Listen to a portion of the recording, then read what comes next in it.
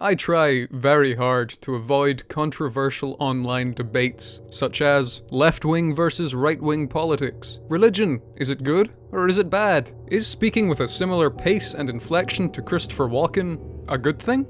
But unfortunately, today I'm going to have to put that principle aside and answer a very divisive question. What's the best month of 1999? It's September, because, well, that's the game I'm covering today, and yes, that's really the best intro I could have come up with. So, this is an extremely short horror experience that is completely free to play on Steam, so if you're a horror fan, go and play it. It takes literally 5.5 minutes to complete, which does mean I have to dock a few points for realism, because I'm almost certain that September lasts longer than that. Anyway, let's get into it, and get into it we do. No exposition, no explanation, or really any setup. Cool! The Norwood Suite was another game that did this, and it worked there too, but for a very different reason, because there it was emulating the abruptness of dreams, but here, it's emulating the ominous nature of found footage film. Wonderful. And you know what else is wonderful? VHS! And by wonderful I of course mean bone-chillingly disturbing. And this game uses that oddly creepy VHS aesthetic to an incredible effect. I've spoken before about how the 1920s silent film look is unnerving because of how far removed we are from it. Regardless of what it shows, it's creepy. Well, I didn't realize that this same idea can now be applied to the look of 1990s home video. It's inexplicably dread-inducing in a similar but different way. What's especially weird is that I vividly remember using VHS tapes as a child. They're not alien to me, but technology moves so fast that things like VHS, the dial-up tone, CRT TVs are now in this weird nebulous space of anti-nostalgia. So yeah, this game evokes that oddly specific fear. Then again, it might just be me. Comment if you know what I mean. I'm not crazy. I'm not crazy. I mean, for real, compare these two clips and tell me which one is creepier.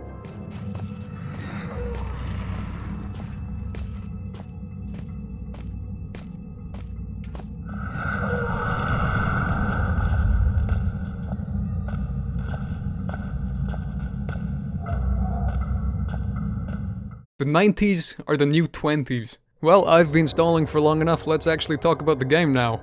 So in this, you play a guy with a camera, and you just kind of walk around a house. Nice enough place, I suppose. I mean, there's some trash lying around, but whatever. And, nothing really happens. Oh, okay, it's the next day now. Not sure what happened there. Everything seems pretty similar. There's some banging noises, though. What's going on? Oh, God, okay, now we're on to the next day. There's some police at the door, knocking away. And, just one other minor change. There's a fucking breathing body bag on my bed. Goddamn Tuesdays, am I right? And the next day comes along, and wow, that's more than your average amount of floor blood and also limbs. And then the last day, where we get no control, just a heartfelt duet between chainsaw and flesh. Great. And then it sort of ends. There's a narrative technique called show, don't tell, and September 1999 doesn't tell us a goddamn thing. But there is a story here, and the story is made quite clear. I'll walk you through it. Day 1. Our character has prepared a room for an unknown purpose, but is deciding to film it. Curious. Day 2. Our character hears banging from behind a physically barred door. He's kidnapped someone. Worrying. Day 3. Our character is preparing the kidnapped person for some purpose, but is thankfully interrupted by a police officer. Relieving. Day 4. The police couldn't stop him. One person's been ripped apart and another captive waits. Sobbing. Horrifying. Day 5. Our character is too busy to film. No more sobbing is heard. The game manages to tell a story about a sadistic serial killer without ever saying a word, never telling you anything, and barely showing you anything. I'm a firm believer that games are art. In my episode, Gaming's Greatest Allegory, I speak about that. But where Amnesia gets its artistry from metaphors and symbolism, this gets it purely from implication. Subtlety isn't too easy to come by, but this game executes it perfectly, and if you know any similar games that do this, please do recommend them because I adore this kind of thing. I also love the way the game finishes. It just sort of ends.